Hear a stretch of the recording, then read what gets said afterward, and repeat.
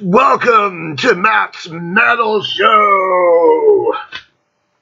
What are we talking about today? Let's touch on that Van Halen thing again. I might as well because everybody's fucking talking about it now. Thank you, Jason Newsted.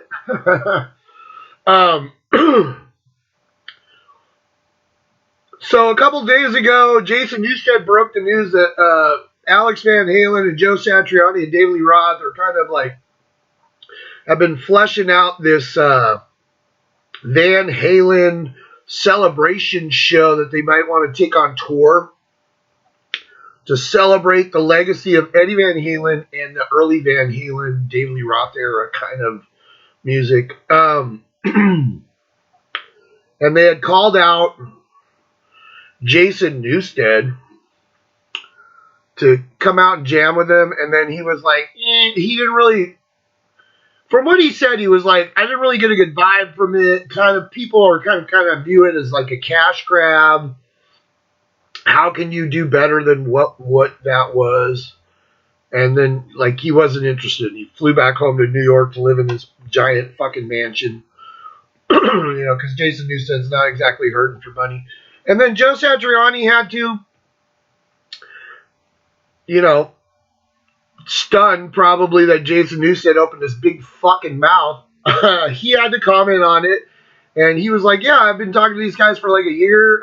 Went out and jammed with Alex Van Halen. He hasn't had a lot of contact with David Lee Roth, but I guess Alex has been jamming with him, kind of figuring this shit out, wanting to be, and Joe said if he does it, or if it happens, because we still to this point, we don't even know what the fuck is going on.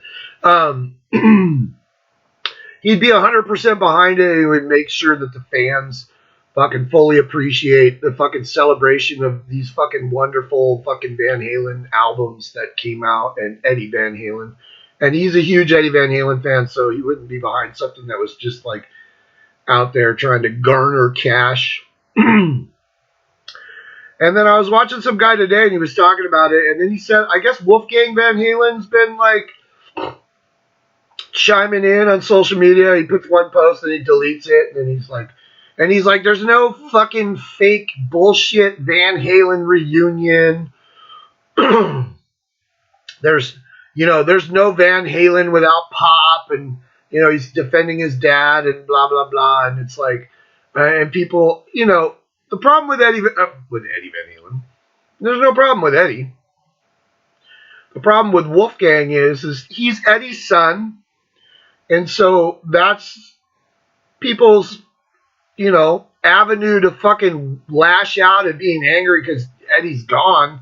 They'll just pick on his fucking son. And he kind of asked for it a lot because he'll respond.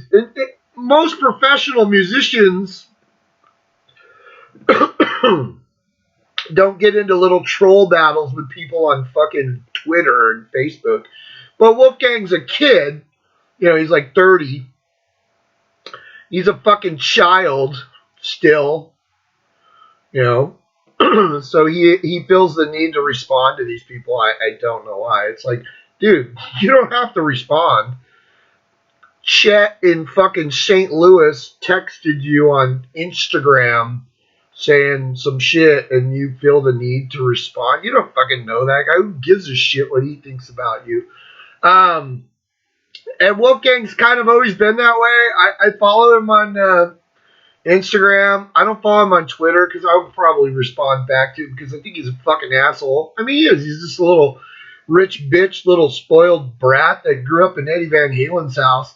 And he feels like this has nothing to do with him. And that's the thing. It's like, dude, stay the fuck out of it. You're not Van Halen. Well, you played on a Van Halen album because your dad was in Van Halen and he was like, fuck it, I'll let my fucking son play on the album. Other than that, dude, you have no ties to Van Halen except your fucking last name. So stay out of it. Your Uncle Al feels like this is something he wants to do. And he was a fucking member of fucking Van Halen. You were a backup bass player that they didn't pay. Like, dude, Michael Anthony's going to charge us. He'll play for fucking donuts, apparently. And probably a lot of donuts, because, sorry, ain't taking, got to throw out some weight jokes, because Wolfgang's the size of a bus, So he's like, and he kind of backtracked, which made him look even dumber, because at first he came out and he's like, fuck you, let me fuck up in my own band, fuck you, and it's like, dude, you weren't invited, Don't be angry. I don't know what people are saying to you, but don't be angry because you weren't invited, fuck, dude. You're sitting there talking shit, but it's like, they didn't call you up. I don't think David Lee Roth called you up and said, hey, dude, come and play bass. You're fucking amazing. They didn't. They were nice to you when your dad was alive. Now, your Uncle Al, I'm sure he loves you. Just be good with that. So at first he came out and he was like talking shit. He's like, nah. And then he deleted it and even put, deleted it, not going to respond, blah, blah, blah. And then he went further and said, like, I love all those guys. Good luck. It's like, dude, you ran the fucking gamut of fucking emotions. Fuck you. Oh, I love you guys.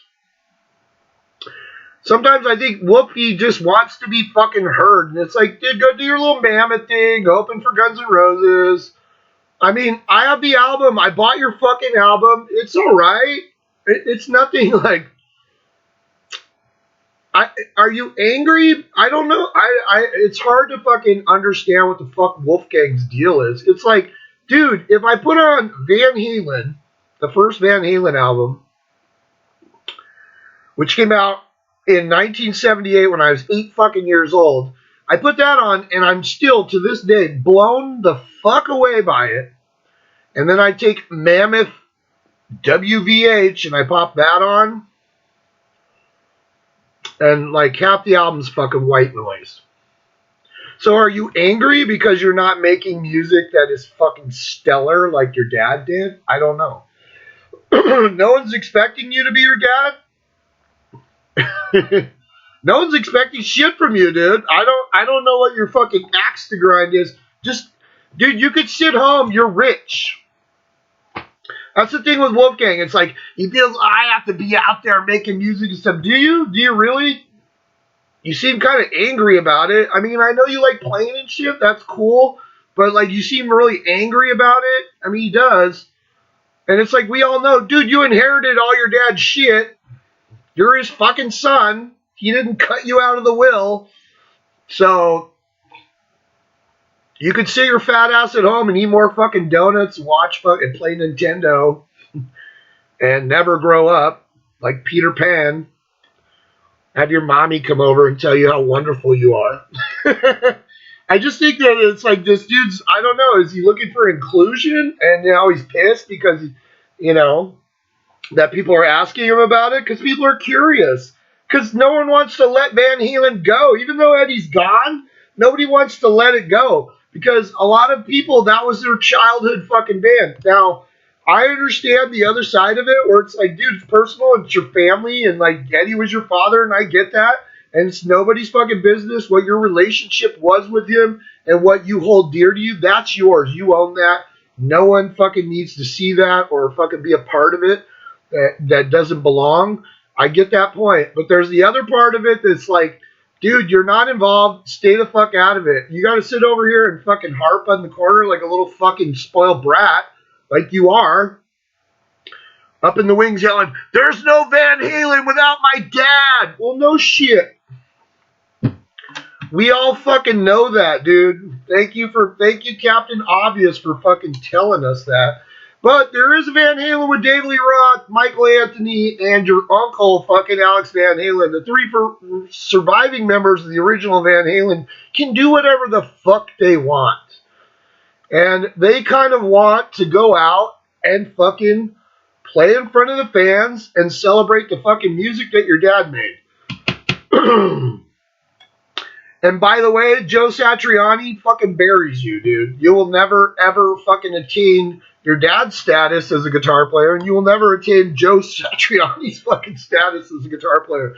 You can sit up there and play your dad's busted up fucking Wolfgang guitar that he played on the last tour, fucking Van Halen in 2017. And you can do that.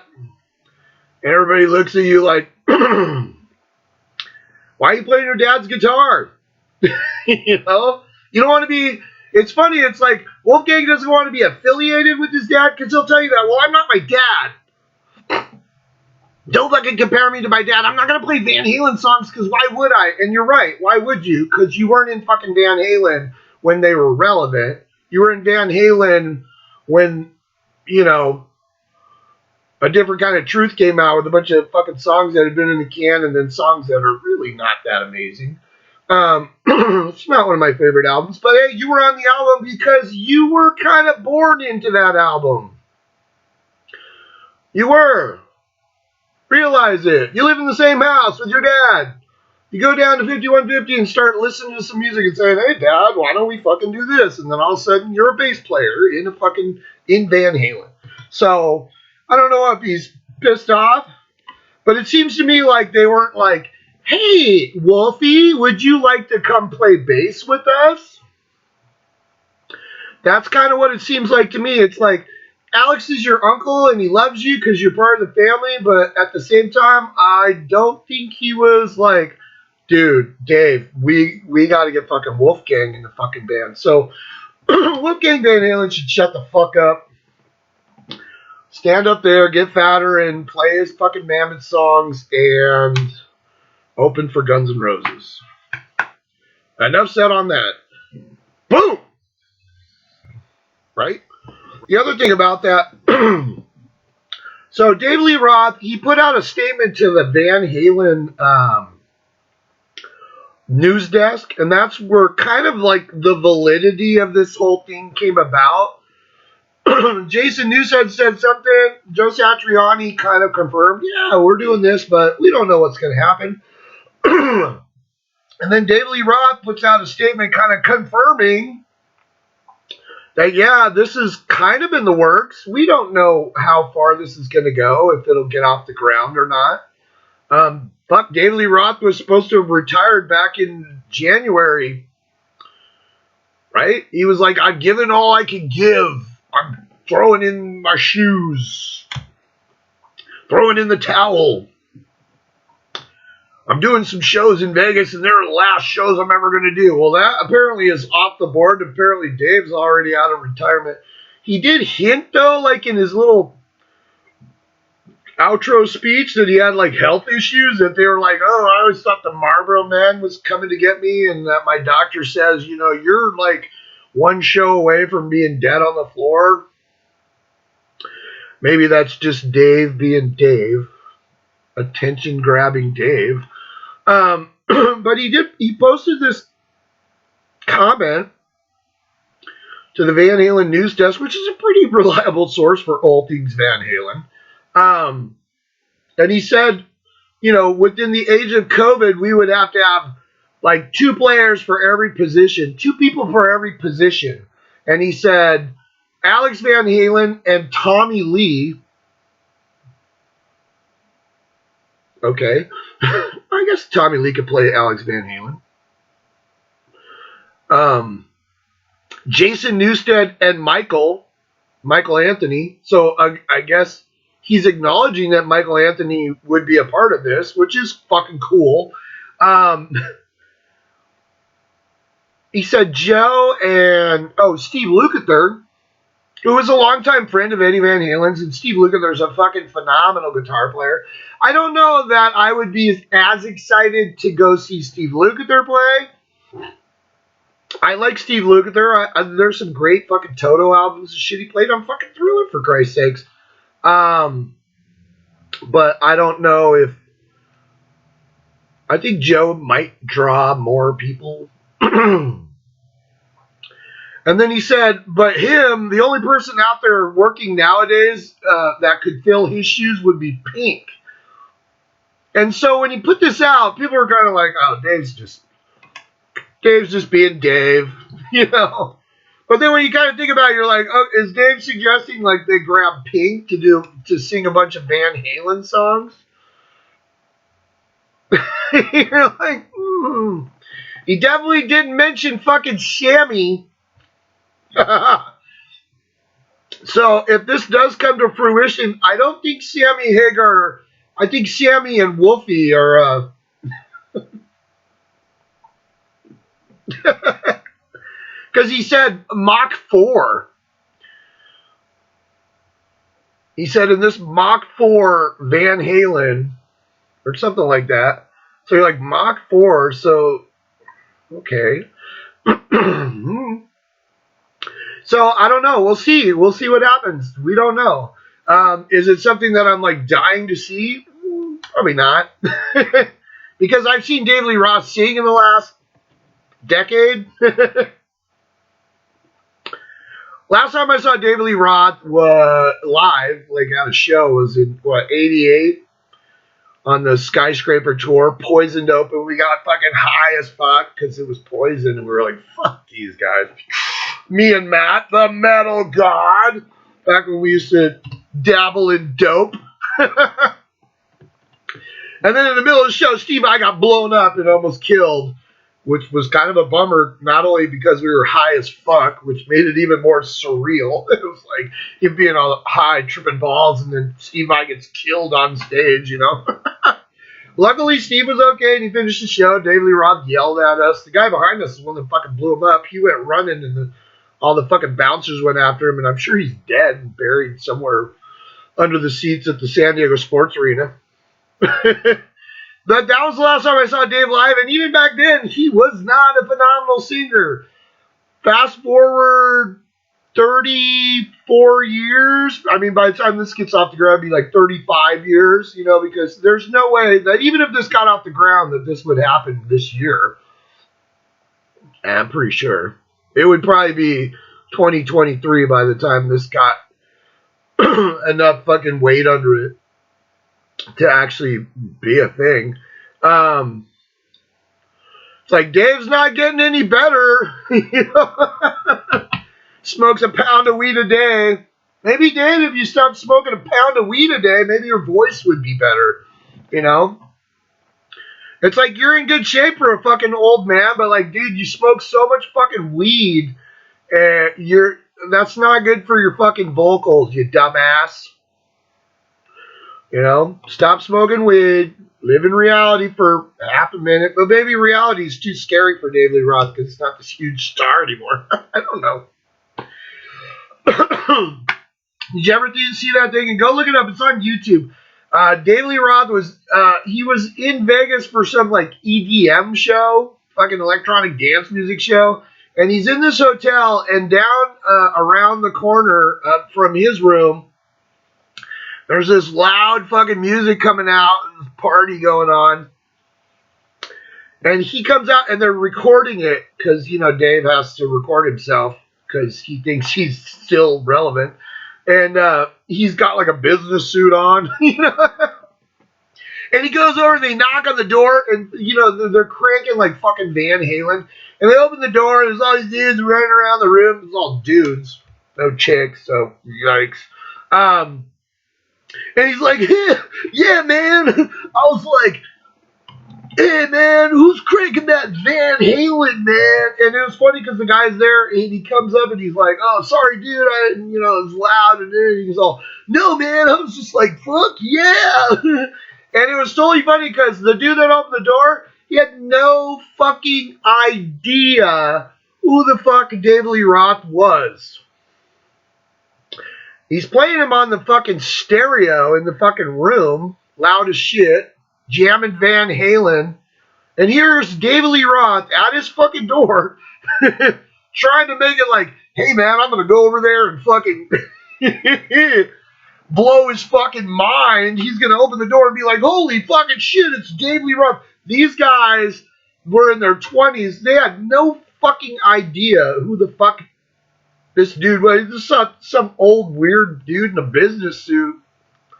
And they're all recording it. And then it was funny because you could tell like the people that were recording were like, okay, we got to move on. Because they knew like it was hard to watch because it was like such a fucking bust. And then they walked Dave to the elevators, and Dave's still delusional. He's like, man, yeah. I was like, yeah, man, fucking Van Halen, man. And you're like, that was hard to watch, dude, because that guy had no fucking idea who the fuck he was looking out the door like, who the fuck was that guy? Fucking weirdo. You know? It was like that dude that asked Eddie Van Halen to take a picture of him at the Tool concert. Remember that shit? Guys like, yeah, hey dude, can you take a picture of us? And it's like, and then Wolfgang's like, yeah, these guys had no idea who they asked to take a picture. It's like, well, dude, Eddie Van Halen's your dad, but he's just a dude. And they probably didn't give a fuck. Like, Eddie's like sitting there with their iPhone taking a picture of them and the stage behind them, the Tool stage. Anyways, we'll see what happens. We'll see if Pink shows up on this fucking Van Halen celebration show. Who fucking knows? But who would you get? Why don't you put it in the comments? Who would be your, if they were going to do this and they're going to do it right, you got to at least have Dave Lee Roth, as terrible as he is, Alex Van Halen, Michael Anthony. Who else would you have? Who would be your fucking guitar player that you would say, oh, fuck yeah? There's a lot of guys out there that can play some fucking Eddie out of their asshole. Joe Satriani, he's fucking great. Not Wolfgang. I don't want him up there. Who else? Who would be the guitar player? Paul Gilbert? That guy can play some fucking Eddie Van Halen, and he's fucking amazing. Stevie Vai, people are like, well, what about Steve Vai? And you're like, yeah, he played the fucking, he played the fucking Eddie Van Halen shit in David Lee Roth's band, but I'm not really leaning towards Steve Vai. There's a bunch of players out there. Phil X, I know he's in Bon Jovi now, but that guy can play some fucking Eddie Van Halen. And he's a fucking phenomenal guitar player, too. Who would be your pick?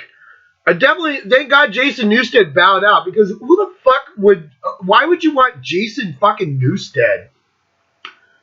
I mean, I love Jason when he was in Metallica, but he fit Metallica, people nowadays, because he's like kind of retired, he's all reclusive and shit, because he's fucking rich as shit, and, But, like, at what point were you, like, thinking his backing vocals would be awesome in a Van Halen song? They're not playing Creeping Death. Have you heard Jason Newsted sing? I have. Like, a bunch of times. He'd come out and sing Creeping Death. Sing Whiplash to you. Fucking, hit the lights. Hit the lights. So, definitely, Billy Sheehan would be a great bass player. And he could sing really, well, I don't know if he can anymore, but I remember back in the Eat 'em and Smile tour, he fucking sang just like fucking Michael Anthony. He could sing like through the fucking ceiling. So, if you were going to get a bass player as a backup to Michael, it would have to be Billy Sheehan. It would. Just because of the ties with Dave, and also huge Van Halen fan. Tallis toured with Van Halen. Billy fucking idolized fucking, I mean, he would do the fucking Mean Street tap on his bass because he fucking loved Eddie Van Halen. So, kind of the reason why Dave got him in the band in the first place back in the day when he was trying to shit on Van Halen and be like, fuck you, I'm going to get Stevie Vai, Greg Bissonette, and fucking Billy Sheehan. Because really, when you break down Van Halen, you're like, Eddie, David Lee Roth. Okay. Michael Anthony had some cool backing vocals, but when did you ever pop on a Van Halen album and be like, oh my god, Michael Anthony is the greatest fucking bass player of all time? That might have happened. What, on Running with the Devil?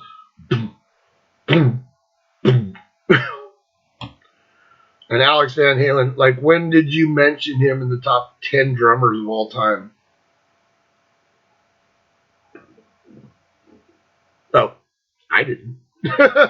So we'll see what happens to this. If it comes about, I don't know. It depends on where it's at and how much it costs, Because it won't be cheap. I guarantee you that. Oh, yeah. Boom. Today's episode is brought to you by Red Bull. That's because it's keeping me alive.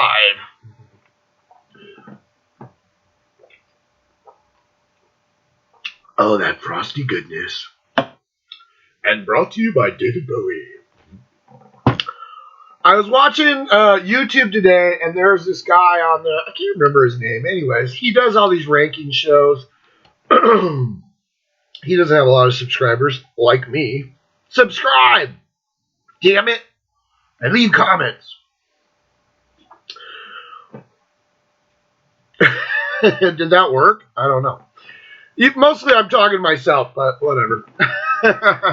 Anyways, he was doing this little show on Van Halen, where he was actually ranking the albums like one show at a time. Just each album, he would like rank the whole album. And he was ranking these the David Lee Roth era Van Halen albums. And he, from what I watched, out of the 6 albums, he put Van Halen 2 number 6. He put Fair Warning number 5. And then number 4, he put Women and Children First. And I was like, I like watching those shows because it's fun to see somebody else's opinion on albums that you fucking love. Especially when it's somebody that's just like, I hate this fucking album. And you're like kind of mystified by it because you're like, how is that fucking possible? Here's why it's possible. Music is subjective. Everybody hears shit differently. And also, when you get an album at a certain point in your life, that album becomes more special than what it actually is. Because then you're adding in nostalgia. Right?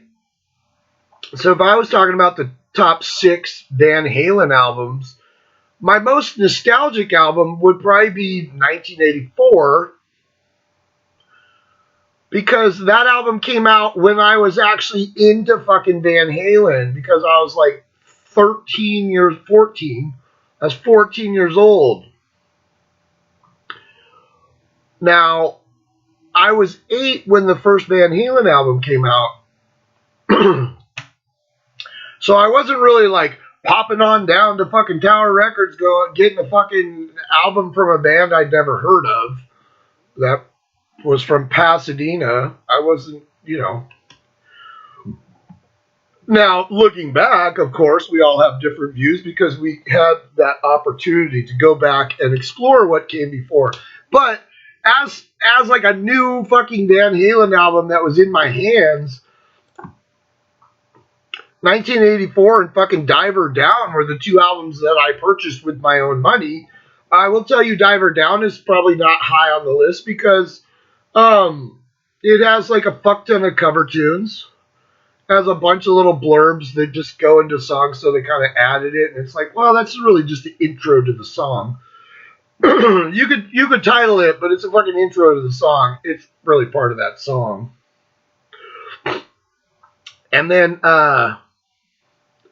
I love that album still. I mean, it's one of my favorite albums from Van Halen, but it's really low on the list as far as creativity is concerned, because I don't never want to hear fucking Pretty Woman ever again. Even though it's cool, but I don't want to hear it.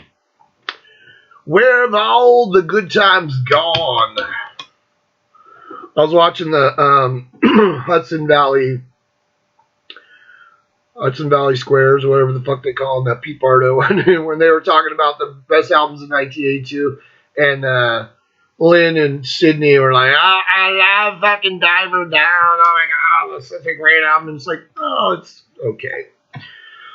But I didn't take offense, because I don't take offense to people's ranking of their albums, because it's what they feel. It's the same with mine. You could watch my show and watch my rankings and be like, that guy's fucking insane. It's just how we feel, But he was going over, my favorite fucking Van Halen album is fucking Women and Children First. It is. It always has been. When I discovered the original Van Halen. But I will tell you, I hold a lot of nostalgia for 1984. It was on MTV. I went and saw them play when Autographed opened with Kenny Richard. He's dead now. Somebody fucking murdered him. I met him and hung out with him.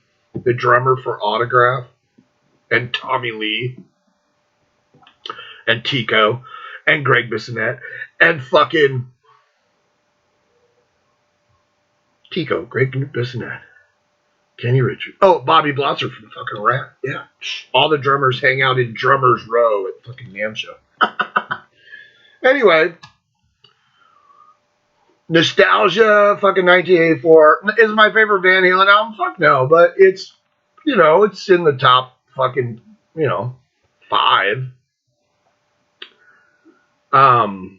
But when I went back, dude, Women and Children First has always been my favorite fucking Van Halen. Probably right on the heels of fucking Van Halen, the first album. Everyone calls it Van Halen 1. This is called Van Halen. It's the eponymous album, right? Because that album is stellar. But this guy was like going through each song, and it was kind of fun to listen to somebody else's opinion. I fucking loved it because it was like, when you listen to an album and there's songs where you're just like, wow, I love that. How could somebody hate that fucking song? And then you're just like, there's people out there that don't like it. So I decided, every episode I'm just going to grab a fucking album, and that's going to be like the album of this episode. I'm not going to call it the album of the day because I don't do this on a daily basis. So the album for this episode is going to be Women and Children First from 1980. It's got that greenish cover with the black and white picture where Eddie's got, they called it the Shark.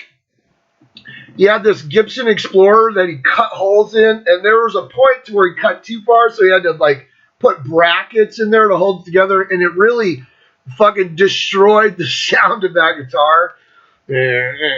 But it looked cool on the fucking album cover. You don't see a lot of pictures of him playing it on stage, though. It did. It really killed that fucking the sound of that guitar because, Eddie was trying to see what he could do.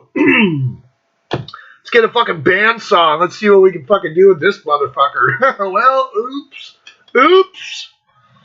And at that point, he wasn't exactly shitting money, so he's like, fuck. So they put in like some bolts and shit and held it together.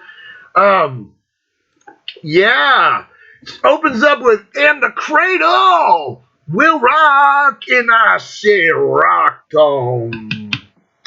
One of the greatest Van Halen songs fucking ever. Have you seen Junior's grades? It's actually Eddie playing keyboards. And a lot of people don't know that. A lot of people listen to that song and they're like, oh yeah, man, fucking Eddie. He's playing fucking keyboards.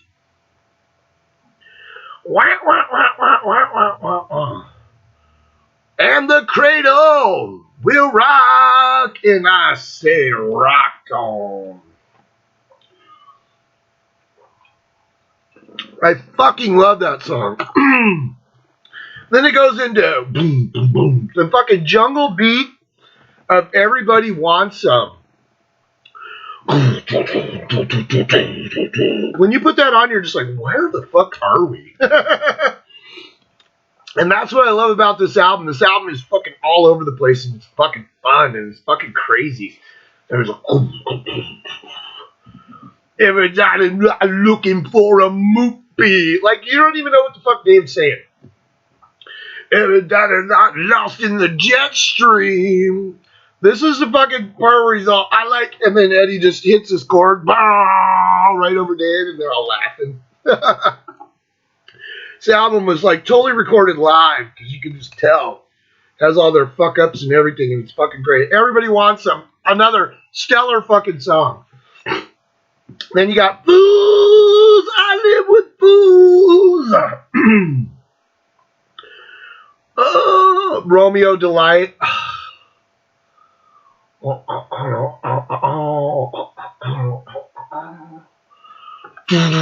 gonna fucking play it, right?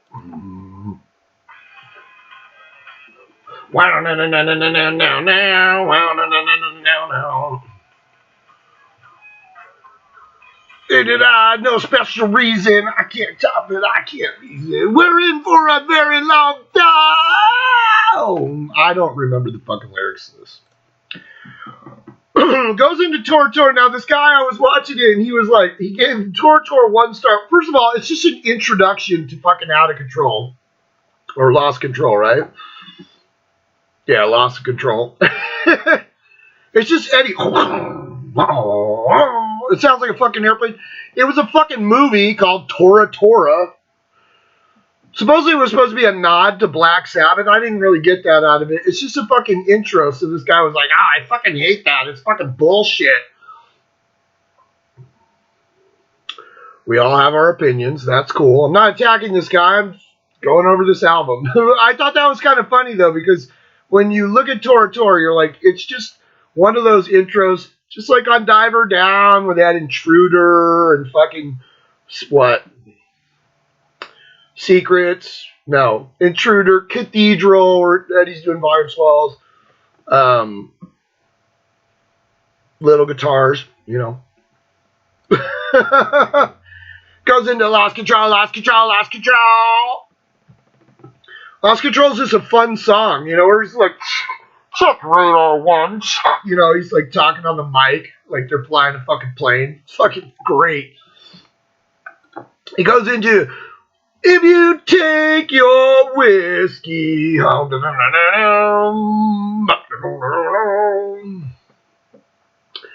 What a fucking great song. And that's what I love about this album. It starts off with fucking And the Cradle Will Rock, goes into this weird jungle beat, then it goes into this fucking, it's all over the fucking place. It goes into, could this be magic or could this be love? Could this turn tragic? You know that magic often does. And I said, lonely ships upon the harbor, better save the women and children first. Sail away with someone's daughter, better save the women and children first. Edward, thank you. Eddie playing fucking like acoustic. It's fucking great. He didn't have an acoustic guitar. I think this is the guitar he got from Ann Wilson, right? Or Nancy Wilson. Gave him an acoustic guitar. There's a story, because she did a song for Eddie on her last album, but she was telling a story, and Eddie, when they were touring with Art, Eddie was like, dude, I love your fucking acoustic guitar playing. And she goes, dude, you should play more. Like, and he goes, well, I don't have one. And she was like, here, and she fucking gave him an acoustic guitar, and I'm pretty sure he played it on that one song. I could be wrong. I know she did that, because I saw the interview, but I'm pretty sure that was the acoustic guitar that Eddie played on that song. And then, Yours in a Simple Rhyme. So, that's my album for today, Women and Children First. I fucking love this album. 1980, Van Halen at the fucking height of their powers, right? Fun album. Here, there, got some acoustic stuff, got some fucking rock and fucking, which with keyboards. Everybody shit when fucking Jump came out. But House of Pain was a demo for years. It was on their fucking demos back in 77, for Christ's sakes. Eddie always wanted to tinker with keyboards, but they were like, no. You're a fucking guitar god. Daily Rob, you're a guitar god. No keyboards.